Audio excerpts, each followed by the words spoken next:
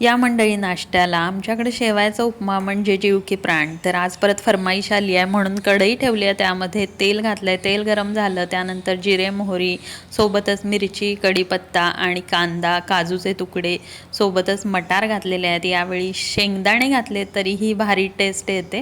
हे सगळं छान गोल्डन ब्राऊन होईपर्यंत तेलामध्ये परतून घेतलं आहे.